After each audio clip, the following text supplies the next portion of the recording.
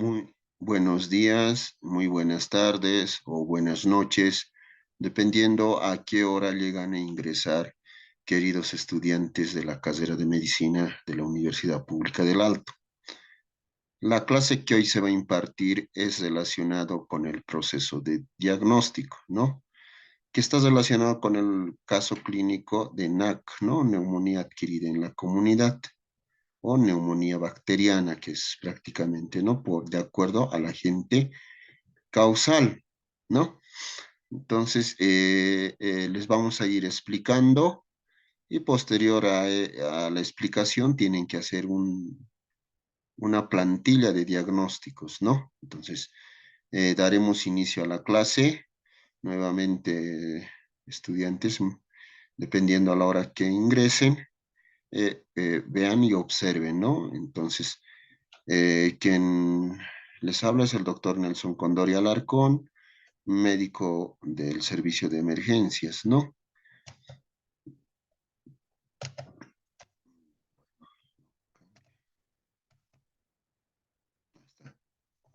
Sí. Bueno, al hablar de un proceso de diagnóstico, hablamos de una serie de pasos, ¿no? Esa serie de pasos se debe tomar en cuenta distintos factores, ¿no? Entonces, el proceso de diagnóstico es un proceso inferencial, ¿no? En el cual nosotros como médicos y ustedes como futuros médicos que están en proceso de aprendizaje, la forma de explicarles, por ejemplo, en primera instancia, hay la relación médico y el paciente, ¿no? El médico y el paciente, en el cual se toma en cuenta una serie de aspectos importantes, ¿no? Ahorita, puntero láser, ya. Entonces, aquí está el médico y aquí está el paciente. Estamos en un ambiente cerrado que comúnmente es el consultorio, ¿no? En ese consultorio se hace primera instancia un acto llamado, ¿no? Anamnesis, en el cual donde ustedes ya saben muy bien, deben preguntar sus generales de ley, sus datos personales y después propiamente a su signo y sintomatología que refiere el paciente, ¿no? Vamos preguntando, ¿no? ¿Qué síntomas tiene? A esos síntomas que te vas a referir, nuestro paciente se llama cuadro clínico. Y de acuerdo a su cuadro clínico, vamos a nosotros a definir qué enfermedad, o no sé, o sea, en otras palabras, llegar a su diagnóstico, ¿no? Que afecta su enfermedad, que afecta del paciente. Y vamos a llegar al proceso de diagnóstico. Y para esos pasos, ¿qué tenemos que hacer? La anamnesis dirigida, la anamnesis segmentaria, la anamnesis por sistemas y los antecedentes, los diferentes antecedentes que los hemos ido explicando en todas estas prácticas que hemos llevado, ¿no? Entonces, en esa parte es el parte importante del inicio del diagnóstico, ¿no? En el cual en los libros dice el 70, el 80% del diagnóstico ya está con la anamnesis, ¿no? Y después corroboraremos con el examen físico general y el examen físico segmentario, ¿no? Que es la parte más de la parte de semiología, ¿no? Entonces, el diagnóstico consiste en la identificación de una enfermedad de acuerdo al cuadro clínico que nos refiere el paciente, haciendo nuestro, con el conocimiento que hemos adquirido en todos los años, desde tercero sobre todo, o segundo, ahora que ya estamos llevando, qué signo y sintomatología tiene cada patología, nosotros ya vamos identificando y viendo para que esto sea un pronóstico, ¿no? Identificar así la patología. Al identificar la patología y enfermedad, ¿qué vamos a hacer? El objetivo que es de reducir el pronóstico, ¿no? Que esta enfermedad que se nos agrave y ahí, una vez diagnosticada, poder hacer el tratamiento oportuno. ¿no? Y así tener que una indicación terapéutica, ¿no? Una indicación terapéutica puede ser de distinta forma, puede ser un tratamiento quirúrgico o tratamiento médico, dependiendo la identificación de la enfermedad, o sea, ya diagnosticando qué tipo de enfermedad está sufriendo nuestro paciente, ¿no? Entonces, para eso, haciendo un proceso de enfermedad y la signo y sintomatología, hay diferentes elementos, ¿no? Estos elementos podemos tomar en cuenta de interrelacionar con qué. Hablar de síndrome, hablar de enfermedad, hablar del contexto, ¿no? El síndrome, ¿qué es síndrome? Es un conjunto de signos y síntomas que se relacionan, ¿no? Entonces, ese conjunto de signos y síntomas que están relacionados a un determinado tipo de patología, ¿no? Y a su vez también esta enfermedad relacional, ¿no? En la consulta clínica, en consulta externa, ahí estamos como médicos, hacemos la anamnesis, inclusive el paciente puede venir solo o acompañado de su esposa o esposo a la inversa, pero dependiendo quién está con la signo y sintomatología, ¿no? En ese margen también hay que ver el contexto, ¿no? Ver si esta enfermedad es relacionada a la familia, no es, antecedentes. O sea, esa habilidad lo van a adquirir ustedes en los centros de salud, ¿no? Ustedes tienen que ser minuciosos, observadores, al ver cómo realiza la anamnesis el médico que le atiende a la persona, o sea, en todo caso, en otro libro, en otra cosa dice usuario o paciente, ¿no? Entonces, ese es el contexto, ¿no? Primero se basa con un síndrome, o sea, conjunto de signos y síntomas, luego vamos a la enfermedad y ver también el contexto. ¿Qué quiero referirme con el contexto? Hay que estar empático, ¿no? Colocarse en sus zapatos, hablar en términos vulgares de los pacientes. Hay pacientes que tienen un alto valor, o sea, su parte de economía es estable y se pide todos los exámenes complementarios. Hasta ellos te dicen y te indican, doctor, no me puede pedir eso más o eso, pero hay pacientes que son de escasos recursos y hay que ver también eso y si ese estudio es indispensable o no, o podemos hacer con la clínica y pedir solo los exámenes necesarios para llegar a un buen diagnóstico, ¿no? Dependiendo su cuadro clínico. Hablando en la práctica clínica, ¿no? Cuando trabajan en un centro de salud, en un centro de salud, en todo caso ustedes están iniciando con un primer nivel de atención, luego un segundo nivel, ¿no? Donde hay diferentes especialidades y el tercer nivel donde tiene que ver todas las especialidades. En el primer nivel de atención hay ¿cómo se llama? Las especialidades básicas, ¿no?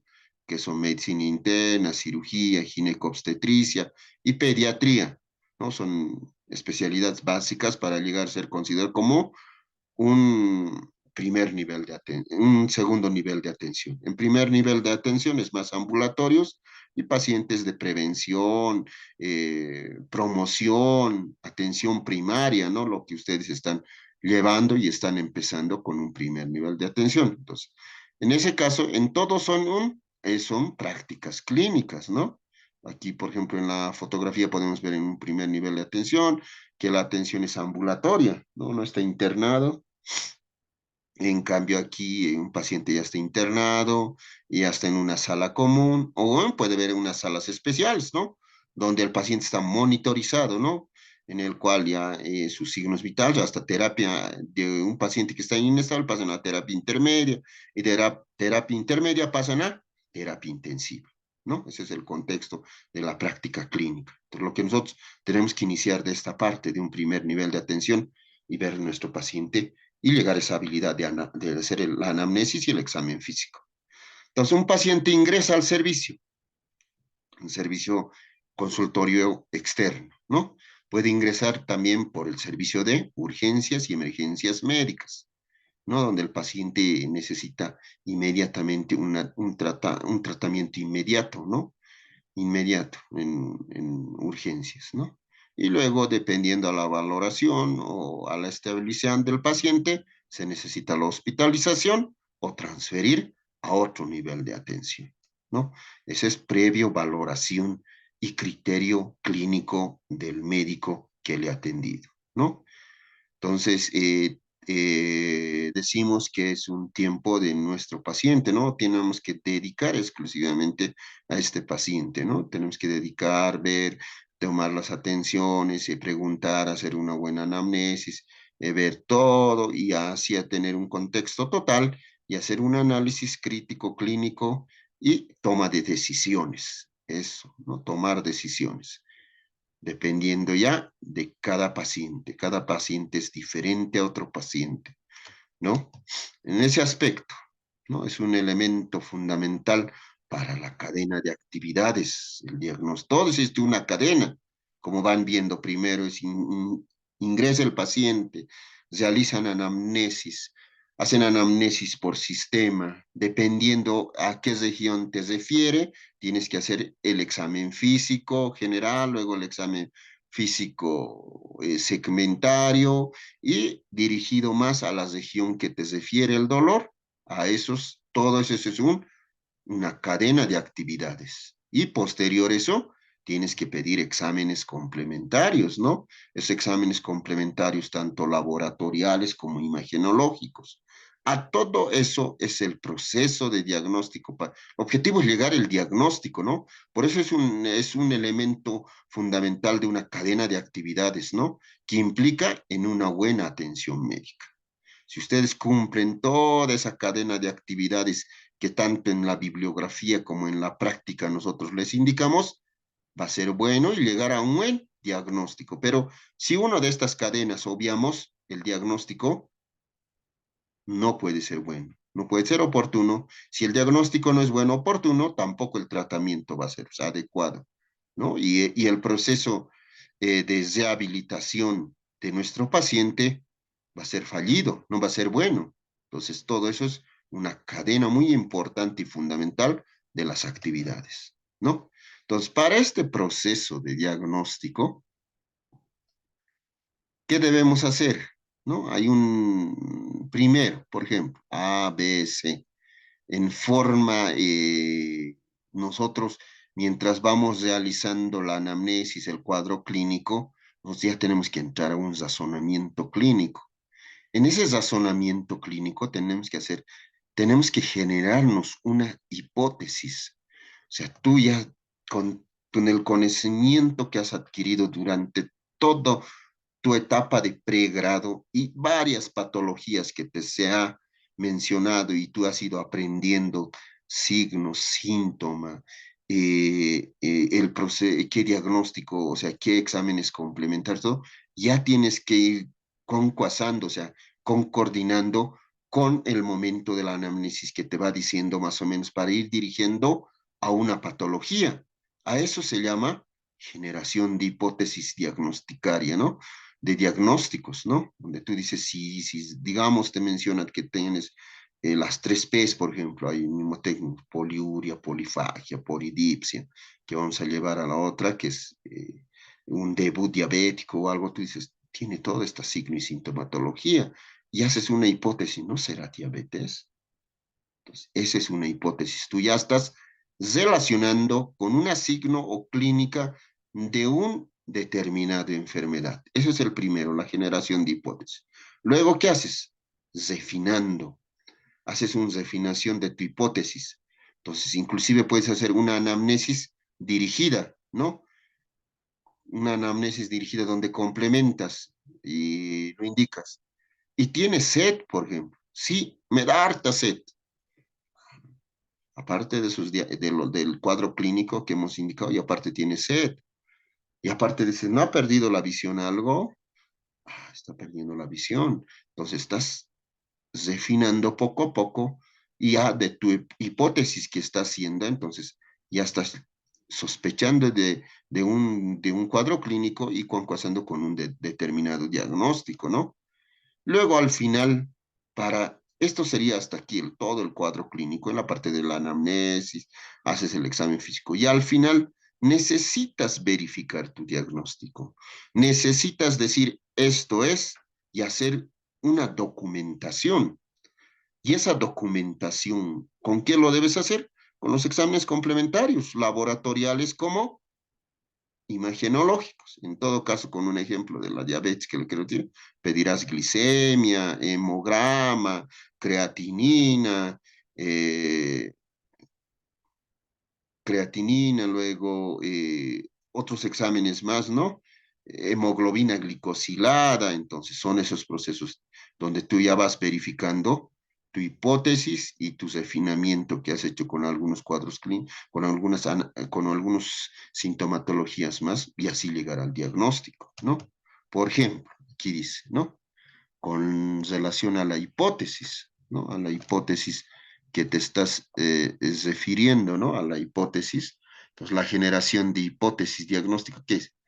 Es el encuentro con el paciente constantemente, generamos una hipótesis. El médico generará una hipótesis y el médico en forma intuitivamente una imagen mental. O sea, tú vas ya razonando dentro y haciendo una hipótesis mentalmente con el cuadro clínico que te ha dicho, ya estás haciendo una sospecha clínica.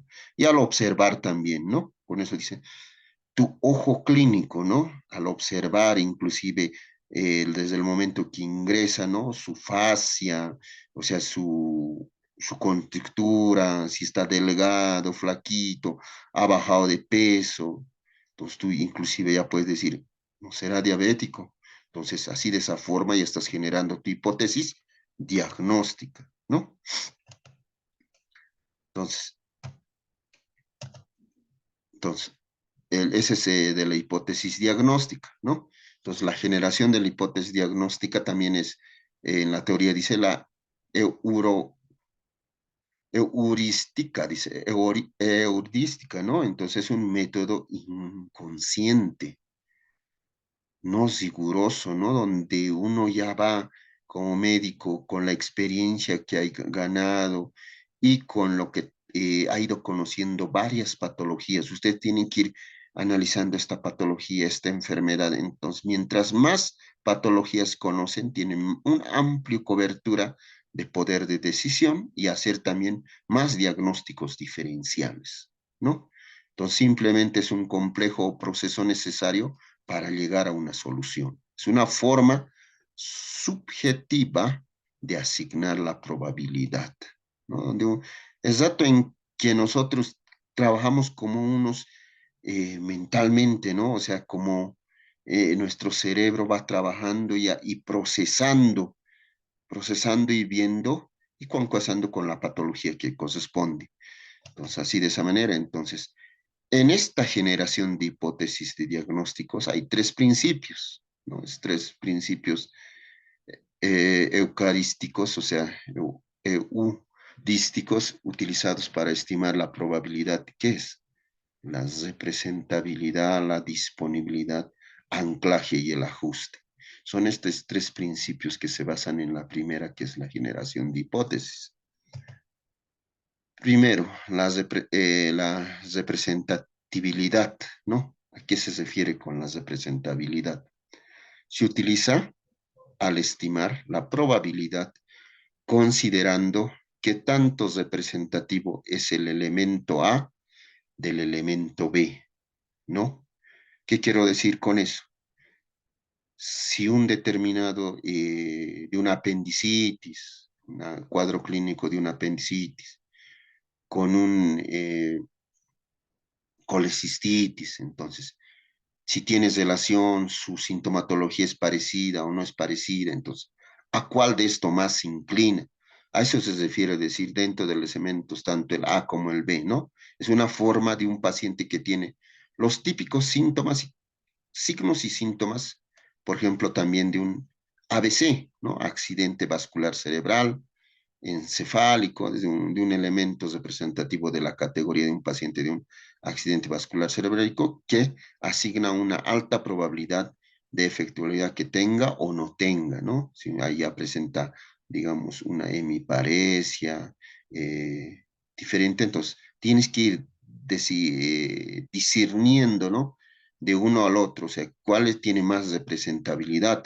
Uno de los problemas de representabilidad tiene el no considerar la probabilidad previa o previa de la condición. Entonces, tienes un buen conocimiento cómo es de una patología exacta de uno, entonces tú, su representabilidad es mayor, entonces vas a ir por un buen camino. Pero si vas a dudar, esta enfermedad es así o esto no, entonces no vas a poder diferenciar bien, entonces desde ahí no va a haber una buena representabilidad, ¿no? Y dos, el segundo paso, ¿no? Que sería la disponibilidad. ¿Esto a qué se refiere? Se refiere, o sea, se estima la probabilidad mediante la facilidad con que puede evocar un determinado cuadro clínico.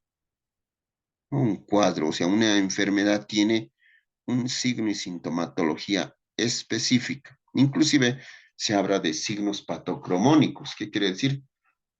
Con ese signo y sintomatología tú ya puedes decir y discernir, decir, ¿qué es esta enfermedad? ¿No? Entonces, su disponibilidad del cuadro clínico. Es una probabilidad útil, ¿no?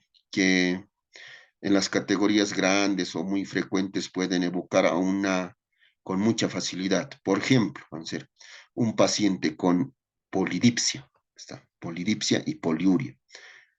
Hablar de polidipsia, poliuria, estamos hablando de qué? De diabetes, ¿no? Evocará rápidamente, ¿no? Uno dice que tengo muchas ganas de orinar, muchas ganas de tomar agua, tomar agua. Con esos dos signos, síntomas, tú rápidamente ya te estarás dirigiendo, ¿no? Y diciendo, no será diabetes, o sea, ya está una disponibilidad y tu probabilidad ya está aumentando.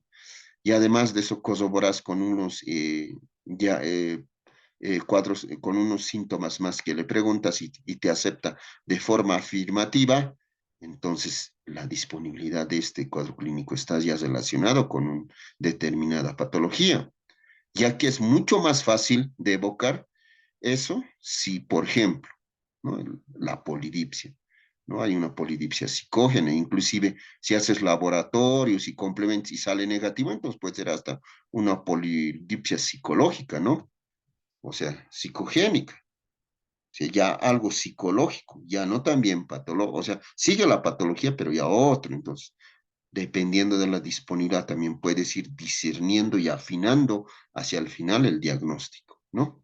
Entonces, de eso es importante la mano y todo hacer como una cadena, ¿no? Esta aproximación también está sujeto a sesgos, o sea, ¿qué quiere decir sesgos? Si no me entienden, ¿no? Pueden llegar a equivocarse, ¿no? Tú estabas de una sospecha clínica, has pedido exámenes completos y resulta que ha salido negativo. Pero el cuadro clínico de tu hipótesis que era esto, entonces puedes llegar también a sesgos, no es de que esto y esto, ¿no? O sea, hay veces, muchas veces también dicen la clínica es mandatoria, pero dependiendo en qué patología quieres diagnosticar. Como puede verse, las evocaciones finales del cuadro clínico. O sea, la medicina es realizar en forma proactivo. El médico tiene que ser activo, investigador, eh, inclusive tiene que hacer un razonamiento clínico hasta llegar a un diagnóstico definitivo, ¿no? Entonces, a esto se refiere eso, ¿no? Al paso número 2. Ahora vamos al paso número 3. ¿A qué se refiere con el paso número 3 en el proceso de la hipótesis, ¿no? Cuando puedes hacer un anclaje y un ajuste.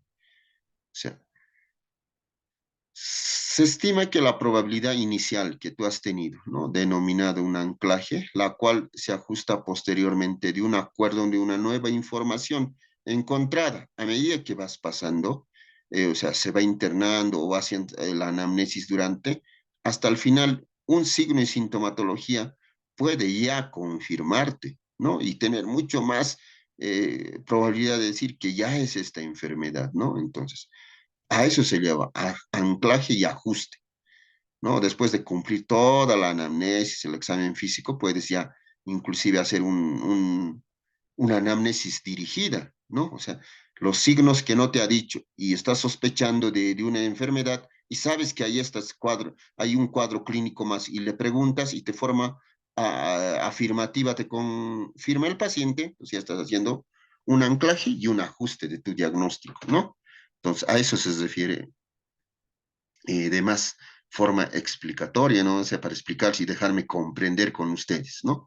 Se refiere usando una aproximación en el cual la probabilidad del anclaje sea muchas veces puede ser incorrecto o correcto, o sea, puede confirmarte o puede ser negativo, ¿no? O sea, no siempre de forma afirmativa, ¿no? Por lo tanto, ahí es donde hace un anclaje y un ajuste, ¿no? Pues posterior también lo será, ¿no? O bien que será de una probabilidad de anclaje correcta y ajuste, o sea, insuficiente también. O sea, como les digo, la medicina es dinámico, es proactivo, ¿no?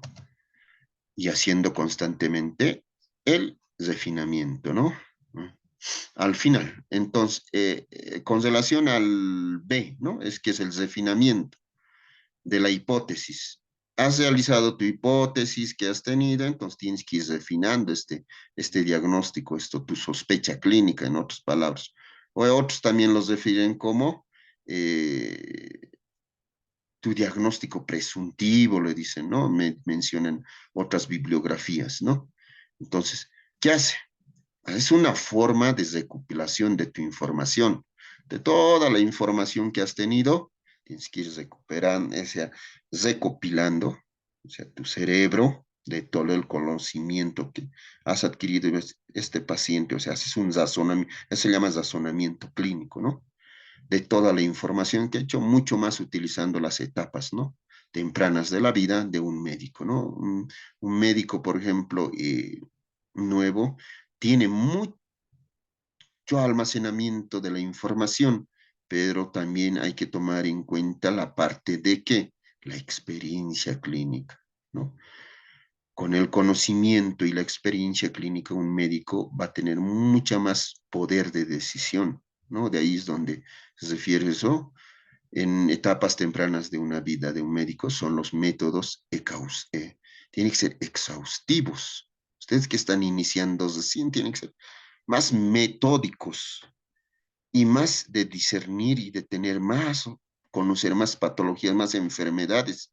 Y tienen que hacer la revisión del examen físico exhaustivamente, ¿no? Aún donde tengan lugar un clásico de revisión por sistemas, en ella se debe inclinar, ¿no? Sistemáticamente con síntomas, ¿no? Tengan que ver o no con la representación mental de la hipótesis en cuestión. Otro ejemplo tomaremos en cuenta. Por ejemplo, un ejemplo es la aproximación solo con los exámenes laboratoriales de rutina. Tú estás haces la anamnesis, tienes otro, puedes llegar a refinar, ¿no? A llegar a un diagnóstico, entonces sí o sí pedir exámenes complementarios, ¿no? De rutina, de los problemas que podemos ver asociados a esta forma de recopilación de informaciones, aunque puede ser costoso, pero hay que tomar en cuenta. Muchas veces tenemos esta sospecha y indica, ¿no? Tú tienes que anotarlo. Y una vez que hay veces la auditoría médica o diferente, dice, pero usted no ha pedido, pero no tenía factor económico, ¿no? Ya después de eso, trabajo social o algo se acomoda, verá cómo realizarlo, porque tú tienes que dejar escrito. A veces por no escribir, usted no está solicitando y no está cumpliendo. No, hay que anotarlo de todas formas y hay que tener, ¿no? También el tiempo, la economía es muy importante y esto muchas veces puede ser de forma negativa o positiva, pero si está escrito y ahí también tienen que ustedes que trabaje trabajo social, ¿no? Para esta parte de efectivizar los exámenes complementarios. Es con relación, ¿no? Entonces seguimos con la parte de refinamiento. Intuitamente realizamos, ¿no? La secuencia de probabilidades del pretest, post-test. ¿A qué me refiero con pretest, post-test? Y repetimos, o sea, repetimos este pretest, post-test. Esto se refiere como cada vez de incorporarle una nueva información. volvemos a hacer unas anamnesis, y además pedir, en la primera podemos sospechar de otro, pero posterior podemos complementar también con un examen complementario. A eso se refiere pretest, posttest, ¿no? Entonces, ya refinando para llegar a un diagnóstico definitivo. De esta manera, aumenta o disminuye nuestra probabilidad inicial. O sea, en primera instancia que tenías tu hipótesis, al hacer tus refinan, puedes ya ir haciendo el diagnóstico diferencial en esta parte ya de una patología que tú sospechabas, ya no te vas a esa patología, sino se inclina a otra patología más relacionada, no sé. Entonces, a eso se refiere. Puede aumentar esa patología base que has tenido o puede disminuir a la probabilidad inicial que tú has hecho de una sospecha. Entonces, al incorporar un segundo, ¿no? Un segundo test, por ejemplo, realizar una probabilidad, entonces vas discerniendo un post-test, ¿no? Y nuevamente una probabilidad test. Entonces, esto nos repite y a su vez nos hacen una test de incorporar y así llegar a esta cadena de procedimientos fundamentales, llegar al objetivo que es a llegar a un buen diagnóstico. Entonces, en el refinamiento, lo que les iba mencionando y en los libros de pretest, posttest, ¿se refiere a qué? Que cuando uno piensa en test, queremos verificar, ¿no? Inmediatamente. A eso se refiere con los laboratorios y con exámenes, ¿no? De imagenología o de anatomía patológica. Nuestro paciente, entonces, pedimos exámenes complementarios, hacemos toda la química sanguínea, dependiendo. Ahí está hemograma, glicemia, urea, creatinina. Y si tenemos una sospecha de una infección del tracto urinario, una ITU, entonces tenemos que pedir también examen general de orina, ¿no? Un EGO. Y si hay un trauma o algo que se revisar, que se ha presentado algo, entonces podemos pedir radiografías, o sea, ecografía de partes blandas. Entonces, y dependiendo a la anamnesis y a la dirigida, cumpliendo el razonamiento clínico, puedes hacer ya el test, ¿no? Para ya luego hacer el post-test analizando con los resultados que llega a traer el paciente, ¿no? Con los exámenes complementarios, ¿no? Ya llegando a la parte última, ¿no? Del inciso B, que es la verificación del diagnóstico. Ahí, en esta parte es donde ya tú ya tienes que hacer la anamnesis, exámenes complementarios, y es el paso de llegar ya a un diagnóstico ya definitivo, ¿no? Como por ejemplo, ¿no? O sea, cómo ya tenemos que, una vez que ya tengamos la verificación y ya estamos llegando a un diagnóstico definitivo, ya nos va a dar el poder de decisión, qué conducta tomar, ¿no?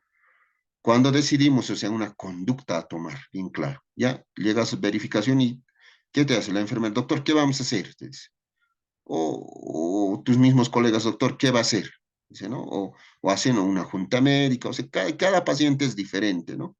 Entonces ya ese es ya para determinar y llevar la conducta. ¿Cómo manejar la incertidumbre, ¿no? Cada vez que se implica un test adicional, post-test, razonamiento, ¿sí? Entonces ya tenemos que hacer, ¿no?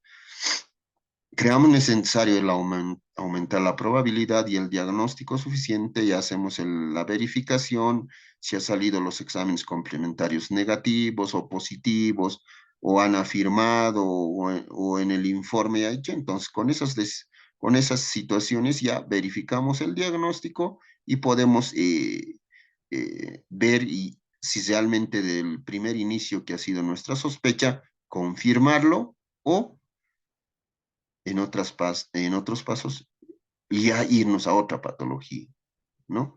Como les digo, medicina es un proceso eh, proactivo, reactivo y donde ustedes tienen que ir en forma constantemente haciendo el razonamiento clínico. No, ahí ya hemos acabado y una vez que hacen la verificación del diagnóstico, ya llegamos al diagnóstico y tenemos que hacer la decisión. En esos pasos que ya los hemos mencionado, hay una serie de diagnósticos que podemos realizarnos. Entonces, acá está un listado de tipos de diagnóstico. estos tipos de diagnóstico. Uno es el diagnóstico presuntivo, ¿no? Es el momento en que el profesional considera basándose en los datos obtenidos mediante la encuesta, ¿qué quiere decir encuesta? Anamnesis, ¿no? Del paciente y el examen físico, ¿no? A eso también se llama un diagnóstico presuntivo. Tú no estás seguro, pero estás razonando y más o menos con esta clínica, nuestro paciente puede tener esta enfermedad. Estás haciendo un diagnóstico presuntivo, no estás seguro todavía, ¿no? Ese es un tipo de diagnóstico que se puede hablar, ¿no? Otro tipo de diagnóstico, puede ser un diagnóstico sindromático. ¿A qué se refiere el diagnóstico sindromático? Es la detección de un síndrome. ¿Qué es síndrome? Síndrome es un conjunto de signos y síntomas encontrado en un paciente, ¿no? Los cuales se puede caracterizar por tener un desarrollo de un síntoma común, ¿no? A su vez, en este diagnóstico, ¿qué podemos decir? Síndrome respiratorio agudo, severo. Pues ese es un conjunto de signos, o sea, ese es nuestro diagnóstico clínico, no es tan específico, es más de varias enfermedades que puede presentar en eso. Es un conjunto de signos y síntomas, ¿no? Uno de ejemplo, estamos diciendo síndrome respiratorio agudo severo, ¿no? Que ya tiene distrés respiratorio, ¿no? Es una enfermedad viral, por ejemplo, llamado, por ejemplo, por el SARS-CoV, puede ser por el COVID. Entonces está dando un síndrome respiratorio agudo severo que le da dificultad respiratoria y tiene que ser inmediatamente ir a una terapia, ¿no? Entonces, no hay una buena saturación, entonces puede producir por diferentes. Entonces, ese es síntomas. Estamos haciendo un diagnóstico sindromático todavía, ¿no? Ese es un tipo de diagnóstico también un sindromático, ¿no? Y otro tipo de diagnóstico, ¿no? Es el diagnóstico clínico. El diagnóstico clínico, ¿a qué se refiere? Es el proceso de identificar una. En sí, todos queremos identificar la enfermedad, pero cada tipo de este diagnóstico tiene un elemento muy importante, ¿no? Por ejemplo, en diagnóstico clínico, nos dan la afección y la lesión de la parte, ¿no? Y en el cual nosotros que verificamos signos y síntomas. Y eso en la historia clínica. Y nos basamos en el examen físico del paciente. Y el examen físico del paciente, ¿en qué nos vemos? Inspección, o sea, ver mediante la visión de nuestro paciente, de nosotros, por ejemplo, todo. Hacemos la inspección en el paciente, realizamos la palpación, percusión y auscultación. Con la signo y sintomatología más la realización de toda esta cadena de maniobras semiológicas, que es inspección, palpación, percusión, auscultación, vamos a llegar al diagnóstico clínico, ¿no? Ese es el diagnóstico clínico. Aparte de tener un diagnóstico clínico, también queremos ver o determinar quién le está causando a este, o sea, o sea, cuál es el agente causal, ¿no? De esta enfermedad. A esto se denomina diagnóstico etiológico. ¿Qué quiere decir acá, por ejemplo? Determinamos la causa de la enfermedad, ¿no? De la enfermedad, pero de apoyo, ¿con quién? Con estudios, ¿no? Hacemos un estudio de laboratorio, gabinete, y nos indica, nos dice, es causado por esto, es por virus o es por bacteria, y a su vez el virus o la bacteria puede tener un determinado nombre. Entonces, eso se denomina el diagnóstico etiológico. El causante, el microorganismo que le está causando, a eso se denomina el diagnóstico etiológico, ¿no? Escherichia coli, por ejemplo, y tú mayormente que en infección urinaria y haces un examen general de orina, luego haces un urocultivo y el agente causal, ¿qué nos dice? Escherichia coli. Entonces la Escherichia coli es su diagnóstico etiológico de causa de Escherichia coli, o sea, ya estás identificando al microorganismo, ¿no? Al causante. Ese proceso se llama el proceso de diagnóstico etiológico, ¿no? Aparte, también hay otro diagnóstico diferencial. Tanta, tanto cuadro clínico que van viendo ustedes en toda esta trayectoria de formación del pregrado y posterior saliendo. Van a ver, se van a empapar o nulirse de signos y síntomas, signos, síntomas, signos, síntomas. Pero puede tener relación de un signo sintomatológico con otra enfermedad. Entonces, eso tenemos que ir discerniendo. Entonces, a eso se llama el diagnóstico diferencial, ¿no? Ese es el resultado al que se lleva atrás la comparación crítica. Tú vas comparando, este tiene este no tiene, este tiene esta patología, tiene esta enfermedad, por ejemplo, esta patología tiene esta enfermedad y esta patología no tiene esta enfermedad. Esta patología tiene enfermedad, o sea, vas relacionando y viendo, ¿no? Por ejemplo, ¿no? Entonces, sus signos, síntomas, ¿qué comunes en contra las otra enfermedad? Una enfermedad del mismo determinado, por ejemplo, diagnóstico diferencial con apendicitis, por ejemplo. El apendicitis tiene un cuadro clínico, pero puedes hacer un diagnóstico diferencial a nivel de qué? Gastrointestinal o geniturinario, ¿no? Puede, un apendicitis, ¿cuáles son sus diagnósticos etiológicos a nivel gastrointestinal, ¿no? Una diverticulitis, una gastroenteritis aguda, una colecistitis, una pancreatitis, una obstrucción intestinal, así de esa forma, ¿no? Entonces tienes que ir ya diferenciando de una enfermedad a otra enfermedad, a eso se llama el diagnóstico diferencial, que tiene alguna relación con un signo y sintomatología, pero no es exactamente lo mismo. Pues, a ese proceso estás realizando un diagnóstico diferencial, ¿no? Otro tipo de diagnóstico, ¿no? O sea, ya teniendo todo el proceso, esta cadena de elementos, de procedimientos, de laboratorios, todo, al final tienes que llegarlo o hacer una junta médica han realizado, hay que llegar a un diagnóstico y a un diagnóstico ya definitivo o también llamado diagnóstico final, ¿no? Donde hemos tomado la mano de qué? De la parte clínica, después de los laboratorios, al que ha llegado después de obtener los resultados de pruebas, análisis de sangre, biopsia, inclusive los exámenes de tomografía, radiografía, todos los elementos necesarios, tanto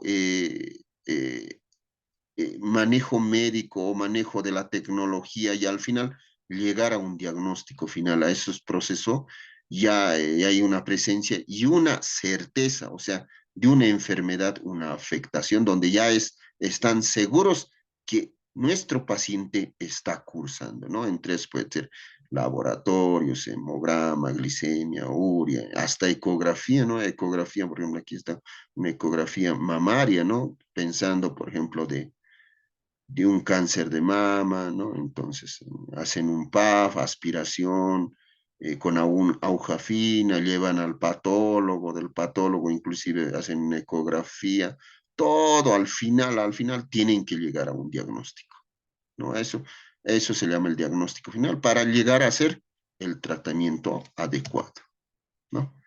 Bueno, jóvenes, eso más o menos es una parte introductoria que les estoy explicando para ver cómo se debe llegar a un diagnóstico, ¿no? Ahora vamos a hacer un proceso de recordatorio y repaso de la neumonía, ¿no? La neumonía, por ejemplo, neumonía adquirida en la comunidad. Hay dos tipos de neumonía, ¿no? Hay una neumonía intrahospitalaria y la neumonía adquirida en la comunidad. Esto sería más o menos el diagnóstico clínico, ¿no? O sea, donde, digamos, viendo de dónde es, pero tenemos que llegar, digamos, a diferentes tipos de diagnóstico que les hemos ido mencionando, para que se vayan ubicando eso, entonces vayan viendo.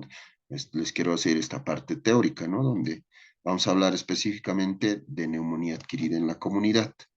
Para eso ustedes y discernir y tener el, la capacidad del razonamiento clínico que tienen que hacer como este médico, estudiar y estudiar, leer, ver sus signos, síntomas de una enfermedad, de otra enfermedad, y adquirir más experiencia, ver en el paciente, interpretar laboratorios. Eso les va a dar el poder de decisión y la habilidad de hacer tener más razonamiento y el poder de decisión, ¿no? Inclusive entre colegas van a poder discutir, discernir y leer y decir, en esta bibliografía dice esto, o en esta última actualización, o en estas revista indica esto, o este signo y síntoma han mencionado y en esto tiene más. O sea, eso es el médico, el médico es el trabajador intelectual, ¿no?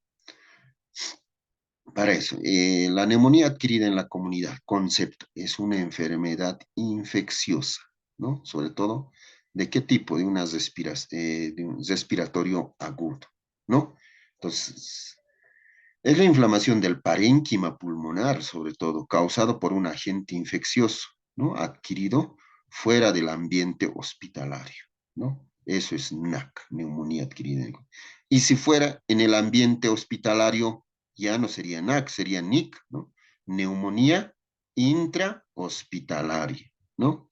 Y la característica, ¿no? La característica de la enfermedad, el cuadro clínico, ¿qué va a ser?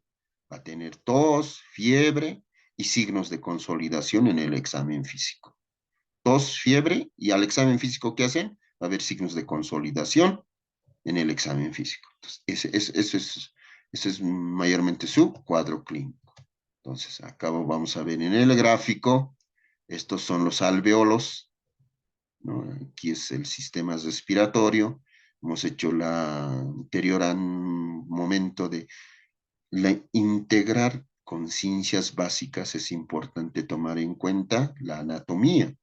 En este caso, si estamos tocando el tema de neumonía adquirida en la comunidad y esta afección, su órgano diana de estos microorganismos es el sistema respiratorio, entonces hay que recordar todo del sistema respiratorio, ¿no? La boca, laringe, faringe, tráquea, bronquios, bronquio izquierdo, bronquiolos, hasta llegar a un alveolo, ¿no? Alveolo normal, donde se hace el intercambio gaseoso, donde se hace entre el CO2 y el O2, ¿no?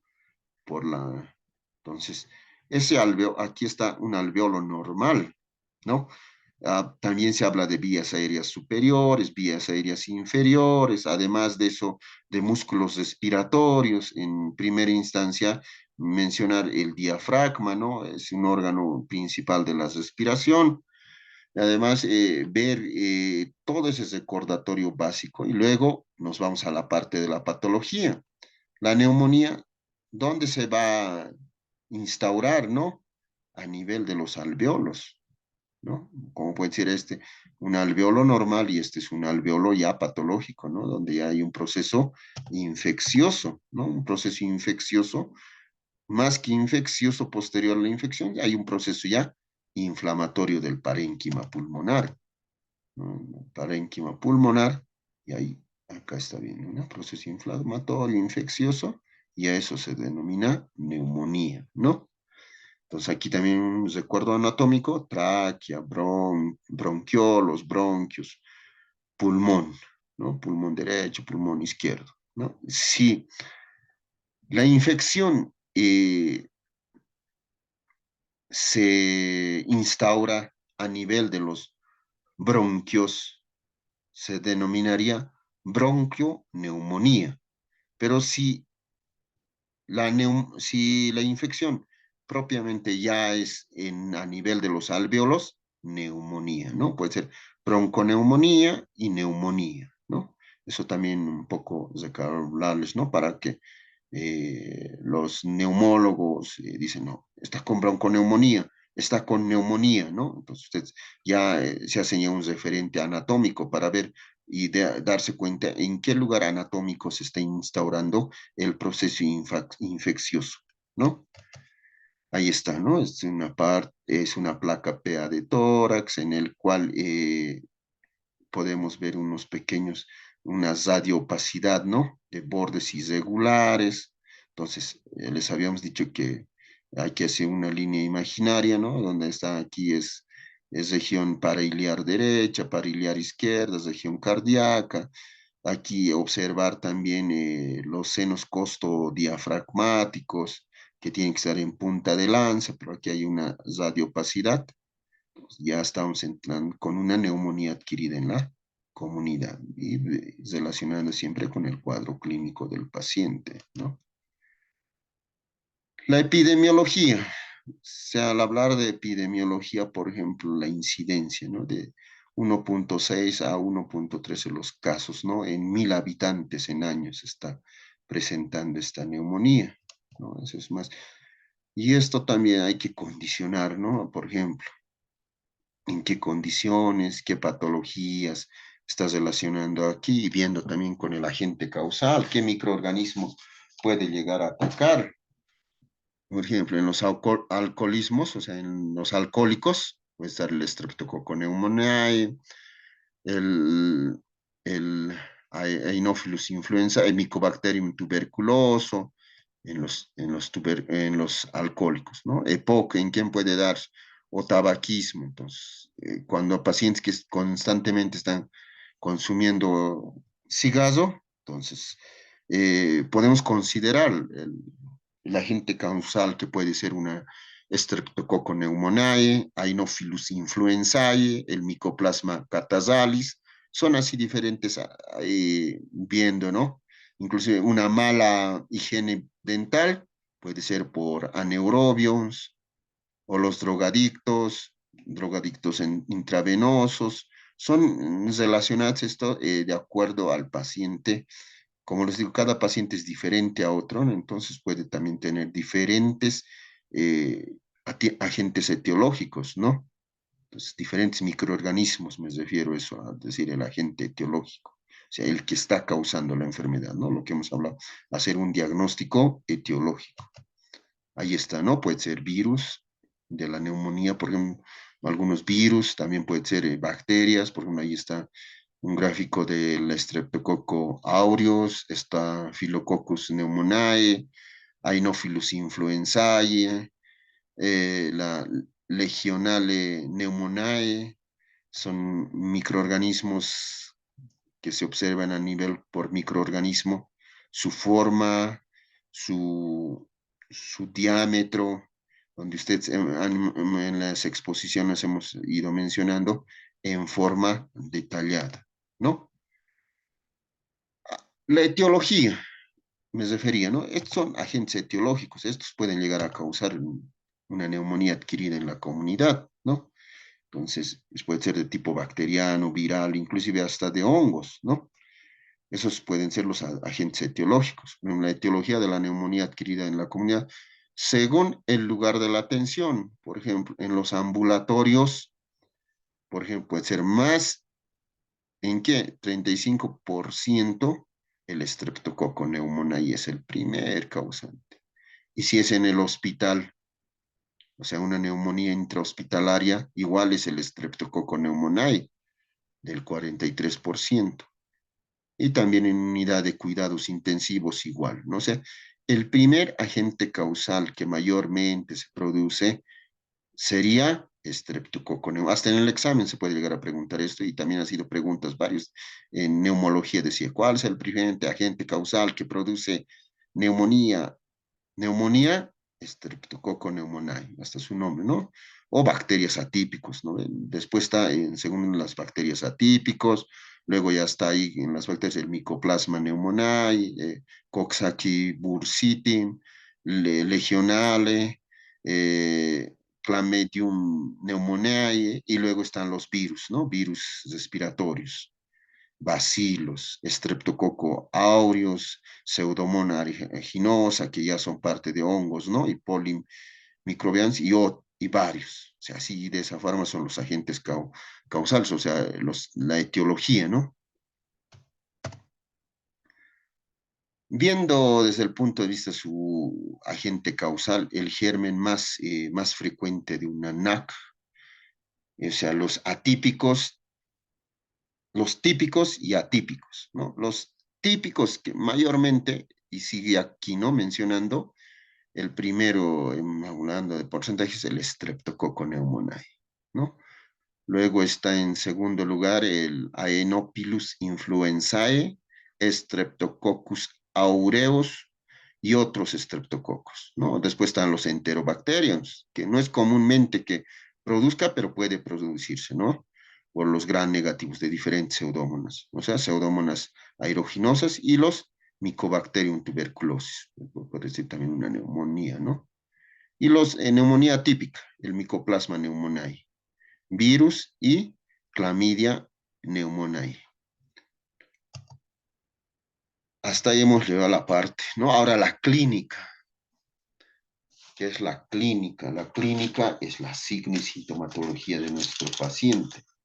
Cuando usted ya está en tercero, cuarto, quinto, les va a hablar así directo. Definición, de aquí empezaremos. Vamos a hablar de neumonía, su definición, de qué está conformada esta enfermedad, luego va a hablar un poco de patología, luego la epidemiología, luego van a hablar el quien está causando, o sea, la etiología, luego la clínica, ¿no? El cuadro clínico. El cuadro clínico va a basarse qué signos y síntomas va a presentar nuestro paciente. O sea, la sintomatología del NAC, signo y sintomatología del NAC. Es inespecífico, a su vez puede diagnosticarse en base a un conjunto de signos y síntomas relacionados con una infección de vías aéreas respiratorias, ¿no? Hay vías aéreas respiratorias altas y vías respiratorias bajas, pero si se habla de NAC, es de vías respiratorias bajas, puede ser a nivel de los bronquiolos, de los alveolos, que se está estabilizando esta infección, ¿no? Bronconeumonía, neumonía, ¿no? Y esto afectación va a dar a nivel general. O sea, su presentación clínica va a ser a nivel general. ¿Y la clínica qué va a ser? Tos. El paciente puede tener alzas térmicas, fiebre. Si nuestro paciente se está complicando mucho más, en todo caso puede haber una respiración rápida, puede estar disneico, ¿no? Y en los niños, por ejemplo, diagnóstico de neumonía, hablan de no puede ni beber ni lactar, entonces está eh, hasta tiraje costal, ¿no? Les toman en cuenta, ¿no? La dificultad respiratoria que presenta. Aquí hemos hecho una diferenciación, en otras palabras, ¿no? Con una neumonía, hablar de, ustedes han hablado comúnmente y ustedes neumonía típica, neumonía típica, neumonía típica, típica. Entonces, ¿de qué se refiere más o menos al diferenciar el criterio de atípica y típico, ¿no? Si van viendo el cuadro clínico, la clínica, el típico, ¿qué va a comenzar? O sea, es un comienzo abrupto, o sea, ya inicia nomás. En cambio, en un atípico, ¿qué es? Un comienzo insidioso, o sea, lentamente, no más que decir lentamente, medio confundido, así les diré, un cuadro clínico medio confuso. O sea, de eso, a eso se refiere atípico, ¿no? Típico, ¿qué es? Uno con neumonía va a tener siempre tos, su cuadro clínico tos, expectoraciones purulentas, va a tener un dolor pleurítico, hasta dicen en punta de costada, que aquí no está escrito y en los libros de semiología yo he leído, ¿no? Desde mi etapa de pregrado, en punta de lanza, y era pregunta, eso me diferencia y me decía, hablan punta de lanza, es neumonía, ¿sí? Solo con el cuadro clínico. Pero hay que seguir pidiendo, no, eso tampoco nos puede asegurar, pero ya, como si estuvieran pinchándome y dando una costada, ¿no? Se hace punta de costada, ¿no? Entonces, un dolor pleurítico y una consolidación. Ese es un cuadro clínico típico de una neumonía. En cambio de un atípico, puede haber tos, no puede haber dolor pleurítico, pero puede estar con una neumonía, ¿no? Y no hay consolidación. Esa es la diferencia de hablar entre típico y atípico, quería aclarar, ¿no? Había durante la clase de integración con ciencias básicas y todo eso han ido mencionando, ¿no? Entonces aclaremos eso. Y a su vez de eso también tenemos que pedir, ¿no ve? Como examen complementario y una sospecha clínica que hemos tenido, examen de radiografía, una PA de tórax. En una PA de tórax, ¿qué vamos a hacer? Va a haber un patrón de consolidación alveolar. ¿no? Pero en el atípico, ¿qué va a haber? Un patrón intersticial, ¿no? Y en los laboratorios, ¿qué vamos a observar? Va a haber una leucocitosis en el típico. Una leucocitosis y una neutrofilia. En cambio, en el atípico, ¿qué? No va a haber leucocitosis. Y va a haber ocasionalmente una linfocitosis, ¿no? Linfocitosis. Y los gérmenes más comunes, por ejemplo, en el atípico, ¿qué va a estar los gérmenes más comunes? El Streptococcus pneumoniae y la influenzae, ¿no? Y en los atípicos, ¿de qué causa son? Más es por virus, micoplasmas, pneumoniae y clamidia pneumoniae, ¿no? Eso sería el cuadro clínico, ¿no? El cuadro clínico de nuestro paciente. Y el diagnóstico. En primera instancia, nuestro diagnóstico, ¿qué va a ser? Clínico, ¿no? El diagnóstico del NAC se puede hacer de forma clínica. Al basarnos de lo clínico, tenemos que agarrarnos de la signo y sintomatología nuevamente, ¿no? Hace rato le hemos hecho más o menos una diferenciación entre atípico y típico para que comprenda. Pero ahora, del NAC, por ejemplo, NAC, entonces debemos también considerar la radiografía, ¿no? Con el cuadro clínico que tenemos y la radiografía, ¿no? Entonces, el cuadro clínico de nuestro paciente de un diagnóstico clínico, ¿qué va a haber? Síntomas de infección de nivel respiratorio de una evolución aguda, ¿no? Que va a haber fiebre o hipertermia, escalofríos, diaforesis, tos puede ser con o sin expectoración, puede ir aumentando a toser crónicamente, hay dolor pleurítico generalmente, es un dolor torácico, generalmente pleurítico, disnea, o sea, hay el aumento, o sea, dificultad respiratoria con aumentos y con la presencia, ¿no? Y también el signo de consolidación, ¿no? Signos de consolidación, ¿a qué se refiere? O estertores. Ustedes una vez que han hecho la anamnesis y les has referido el cuadro clínico anteriormente mencionado, ¿no? Que es fiebre, escalofríos, tos. Posterior de eso es la parte de la anamnesis. Luego, ¿qué tienen que hacer? El examen físico segmentario. En la parte del examen físico segmentario hay una parte que tienen que auscultar, ¿no? A nivel del tórax, ¿no? Tórax, y en el tórax vamos a ver la parte del corazón y vamos a ver la parte de los pulmones, ¿no? Eso vamos a ver las regiones auscultatorias, ¿no? Y les voy a mandar también un video que es muy importante y van ustedes viendo para ver cómo se debe hacer la auscultación pulmonar, ¿no? Entonces, hay signos ahí claros de qué, de consolidación. Entonces, y esto se refiere a una confirmación y hacer corroborar también con la radiografía, ¿no? Que sea a nivel del segmento de un determinado región del pulmón y justo ese es el lugar también ahí sale una radiopacidad, entonces ya estamos confirmando con la radiografía, ¿no? En la radiografía vamos a ver infiltrados alveolares, consolidación y aparición reciente de intersticiales del caso de neumonía típico o típica, ¿no? Entonces, con eso ya estamos haciendo un seguimiento, tanto la parte de la anamnesis, el examen físico-clínico y corroborando con los exámenes complementarios. Estudios paraclínicos, ¿no? O sea, para una evaluación inicial, tomando en cuenta que siempre, ¿qué cosas tienes que pedir cuando ya tienes una sospecha clínica? La primera instancia, sigues repitiendo, radiografía de tórax, mi indicación, todos los casos, ¿no? Radiografía. Un cuadro hemático, en los casos, ¿no? Hemograma, pedir. Después puedes pedir qué? Gran y cultivo de esputos, ¿no? Si está expectorando, si hay expectoración con secreción, puedes ver cultivo, no, gran positivo o gran del esputo, ¿no?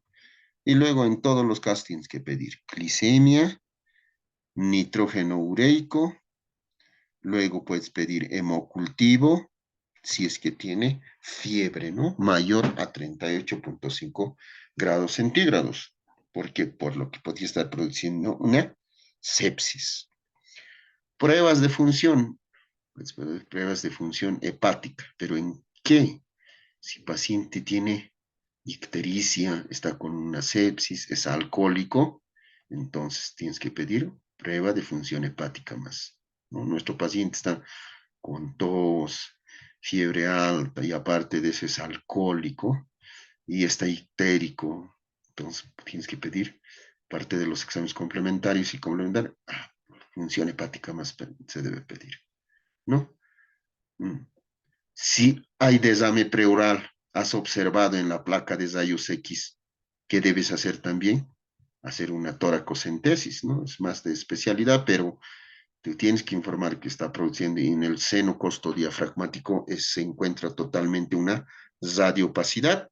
Entonces estarías con un desame pleural y hay que hacer una toracocentesis. Ahí vamos a ver diferentes placas y también viendo el agente causal y el patrón, ¿no? Habían 5 patrones, eso voy a volver a explicar posterior, ¿no? Hay patrón alveolar, patrón intersticial, hay el patrón broncoalveolar, hay diferentes patrones. Entonces, por ejemplo, por la neumococos, por los neumococos que producen, producen, digamos, un patrón alveolar y inclusive un desame pleural, ¿no? Aquí está, por ejemplo, hay una radiopacidad y no aquí no termina el seno costodiafragmático en punta de lanza. Entonces ya estamos presumiendo y estamos viendo que está también produciendo desame pleural, ¿no? Es una placa lateral de tórax, donde ahí está afectándose neumonía en el lóbulo inferior derecho, ¿no? Esto es una tomografía. Tomografía. En la tomografía hay 2 ventanas. Hay ventana mediastínica y hay una ventana donde mediastínica es más para observar el corazón, ¿no? Y la ventana pulmonar para ver los pulmones. Entonces, eso ya van a ir viendo en las placas, van a observar. Hay 2 ventanas, ¿no? El diagnóstico, ¿no? Diagnóstico podemos ser por estudios, ¿no? Podemos ser para ver, llegar a un diagnóstico etiológico y conocer qué microorganismo está produciendo. Podemos hacer un estudio microbiológico, una tinción Gram, cultivo de esputos, hemocultivo, técnicas de detección directa de la muestra clínica, el PCR, diagnóstico inmunológico, ¿no? Aparte de eso, hay una escala y pronóstico de decisiones de ingreso al hospital. ¿No? Decimos esto, este paciente debe ser internado o este paciente podemos manejar afuera del hospital. Ese paciente sería ambulatorio. Entonces, si su cuadro clínico está muy exacerbado, o sea, tiene un cuadro clínico eh, medio abrupto, o sea, muy complicado, entonces, finalmente para eso tenemos que tener un pronóstico, ¿no? O sea, se toma una escala. A esa escala me refiero de que para poder decidir si vamos, decisión del médico y decir, este paciente se interna, este paciente no se interna, está nomás estable y se puede manejar de forma externa. Muchas veces hay pacientes que no quieren internarse, entonces hacer un consentimiento informado para deslindar responsabilidades. O sea, nosotros vemos y hacemos la valoración clínica y al paciente decir, tiene que internar. El paciente no es aquí a pedido del paciente, sino es el criterio médico después de la valoración, ¿no? Entonces, en eso se refieren los pronósticos y decisiones de ingreso hospitalario. O sea, la decisión de hospitalizar a un paciente o no, es dependiendo de la decisión clínica, ¿no? La experiencia del médico, del responsable.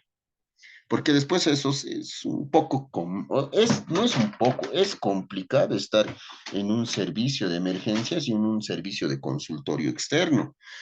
Porque en consultorio externo hay veces el médico dice, no, esto está un poco, ya, llévenlo a emergencias. Y en emergencias sí hay que ver y hacer el proceso de internación, ¿no? Con los criterios que él en primera instancia ha indicado, ¿no? Entonces, esa es indicación de gravedad o escala de pronósticos, lo tenemos que tener mucho en cuenta, ¿no? Cuyo pronóstico es categorizar al paciente si tiene riesgo de función de mortalidad dentro de los 30 días.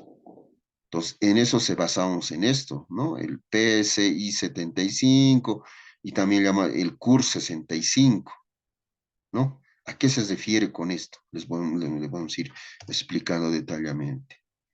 ¿Qué es el CUR?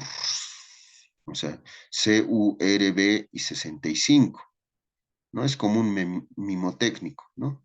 Paciente que está con NAC, ¿qué va a tener? Si está confuso, entonces es un criterio de que se ingrese, sea internado en un paciente, ¿no? Aparte de eso, el boom, ¿no? Nitrógeno, úrico, sérico, ese es boom, ¿no? Entonces, tiene que estar mayor a 20 miligramos de cilitro. Si cumple este criterio, entonces tiene que estar internado.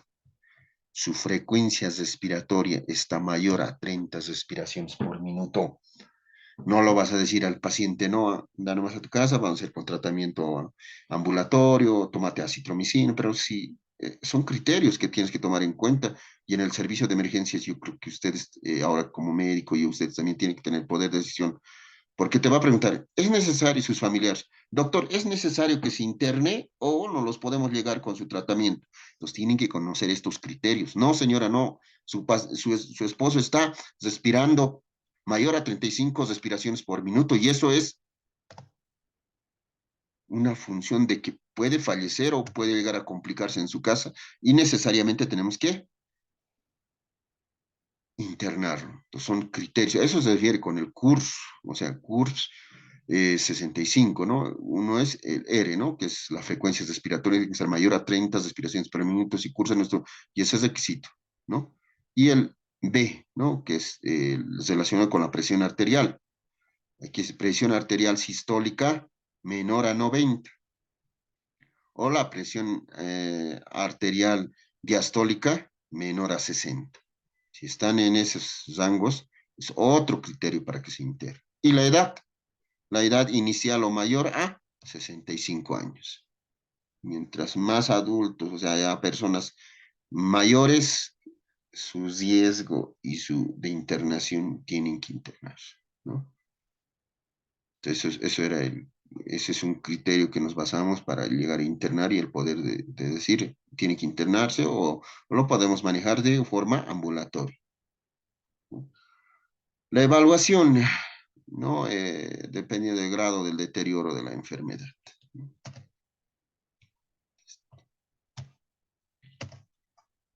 ¿No? Esto es, por ejemplo, para clasificar, ¿no? Para ver, digamos, NAC leve, mortalidad de baja al 13%, riesgo intermedio, elevación de riesgo de morir. O sea, son porcentajes. Entonces, por ejemplo, si está en NAC 1 a 2, entonces el tratamiento puede ser ambulatorio. Si es 3, entonces recomienda ingreso a unidad de observación de corto instancia, ¿no? Ingreso hospitalario, ¿no? Esos son los criterios.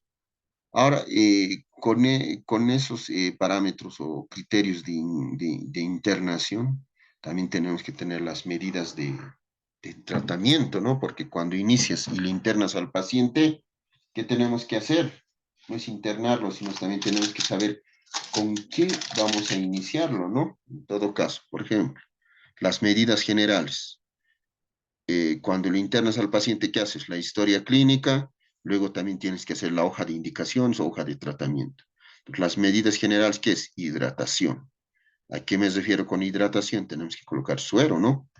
Colocar soluciones hidrosalinas, solución fisiológica, dextrosa, Zinger normal y abrir vía, ¿no? Abrir vía aérea, abrir vía periférica, ¿no? Y aparte de eso, también tiene que hacerse oxigenoterapia, ¿no? Colocar oxígeno, ¿no? Saturación tiene que mantenerse en 94% con el oxígeno, ¿no? Eso tenemos que vigilar. Y después la respiración, ¿no? La respiración, una fisioterapia respiratoria. Posibilidad para que esto vaya a expectorar toda la congestión o la infección que se está produciendo en el interior del pulmón, ¿no? Específicamente a nivel alveolar o ¿no? Y el tratamiento, ¿no? Tiene que ser como así va en tratamiento inicial, ¿no? Y el tratamiento inicial de ATB, ¿no? ¿Qué quiere decir? Antibióticos. que iniciarse antibióticos, ¿no? Entonces, más o menos son unos parámetros, ¿no? Donde por ejemplo, sospecha clínica, ya sabemos qué signo y sintomatología va a presentar, tenemos que sacar una radiografía, y al realizar la radiografía más tenemos que pedir un hemograma, glicemia, urea, creatinina, hacer cultivos de esputo, y si es negativo, no neumonía. Si todo esto sale negativo, entonces ya estamos descartando y viendo que nuestro paciente no es neumonía, puede ser una infección respiratoria aguda de vías aéreas superiores, entre ellos tenemos faringoamigdalitis, faringitis, solo eso, entonces tratamientos. Pero si todo esto sale positivo, ya es neumonía, ¿no?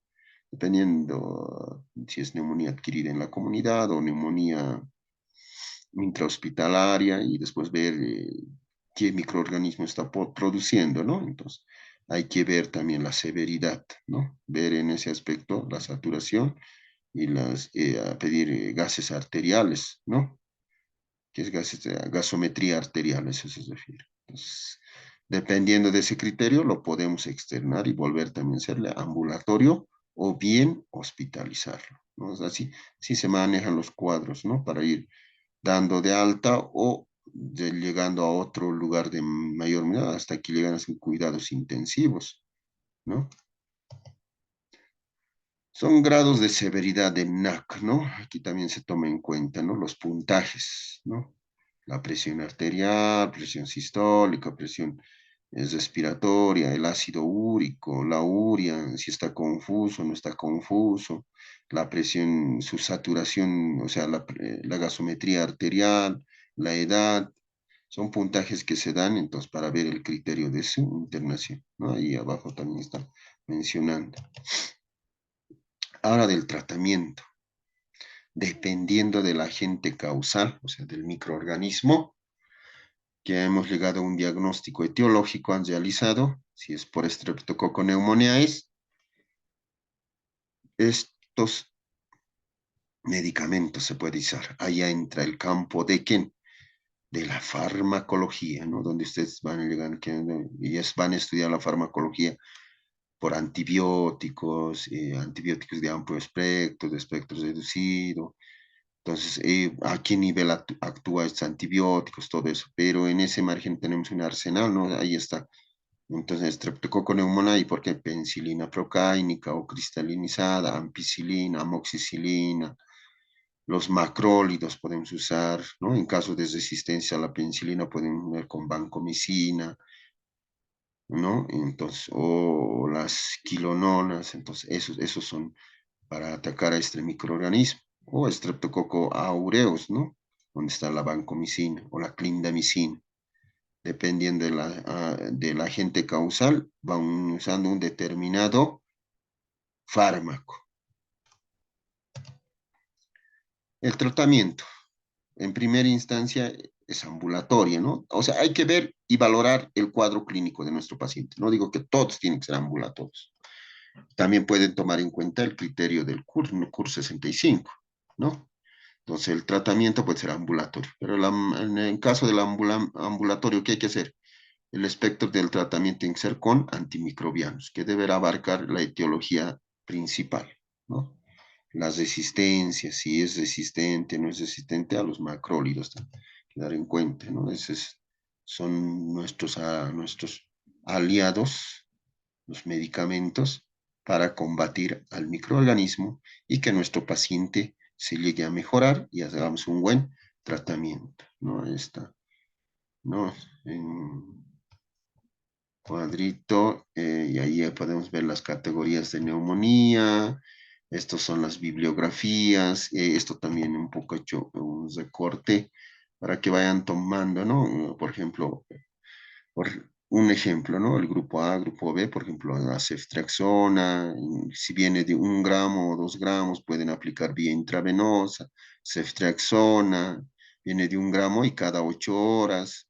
O otro régimen alternativo, si esto no hay, entonces pueden ser amoxicilina más ácido clavulánico, las vías de administración, que poco a poco ustedes van a ir abarcando, ¿no? Entonces, la eritromicina, mira, cada 6 horas, vía intravenosa o vía oral, la eritromicina, entonces van viendo y ahí viendo sus tiempos de administración, ¿no? Ahí está también otro tablita, ¿no? Donde en el Streptococcus pneumoniae, por ejemplo, amoxicilina, ¿no? Amoxicilina de 750 o 1000 miligramos, cada cuánto tienen que cargar, cada 8 horas, vía oral, ¿no? O la eritromicina, 500 miligramos, cada 6 horas, vía oral.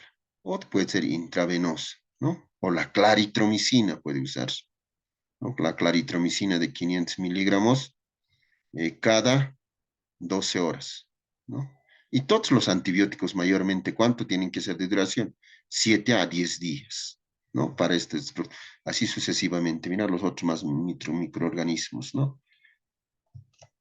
Ahí se podemos ver, y el otro examen, la placa de rayos X, observa, ¿no? Streptococcus pneumoniae, donde se observa aquí la radiopacidad, ¿no? Es una placa. Era bueno que les muestre primero una placa normal, mira, y luego usted ya viendo, es decir, esta otra placa, es un de Mycoplasma pneumoniae, mismo, aquí también una placa ya muy penetrada. Hay que ver los criterios, digamos, de una placa si está bien tomada, está en inspiración, es revisar los arcos costales. La revisión tiene que ser de la parte interna hacia la parte externa, de la interna a la externa, para buscar patología, ¿no? Es una placa totalmente bosada. Ahí está NAC. Y así, ¿no? De esa forma ustedes tienen que ir realizando el diagnóstico adecuado y el manejo del paciente, ¿no? Eh, lo que aceptar. Entonces, lo que ahora les quería mostrar, ustedes con este breve disertación, ustedes quiero que realicen un trabajo y también hagan un poco de razonamiento, o sea, razonar con relación al caso clínico y también llenar esa plantilla, ¿no? Y vean y ver, aquí les voy a compartir en este momento, compartir.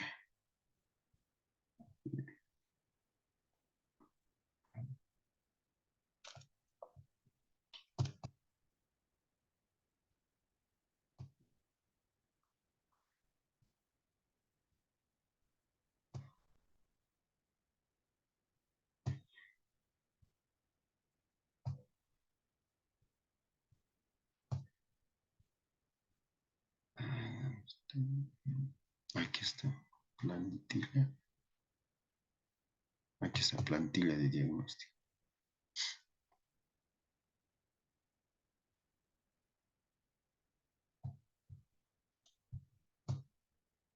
Les voy a enviar este cuadrito donde ustedes tienen que llenar el tipo de diagnóstico relacionando con el caso clínico, ¿no? Tienen que colocar aquí su diagnóstico presentivo, su diagnóstico clínico, su diagnóstico etiológico de nuestro caso clínico, de nuestro primer caso clínico, el diagnóstico sindromático, el diagnóstico diferencial y el diagnóstico definitivo, ¿no? Y sus definiciones, ¿no? Y luego, ¿qué tratamiento han iniciado con nuestro caso clínico? ¿Cómo podemos prevenir esta enfermedad? Y si no han llegado a tratarse en forma adecuada y no han llegado a hacer un buen diagnóstico, ¿qué complicaciones podemos tener? Entonces, esta plantilla les voy a enviar, jóvenes, con esa explicación me despido de ustedes, que tengan un buen fin de semana y a seguir estudiando, ¿no?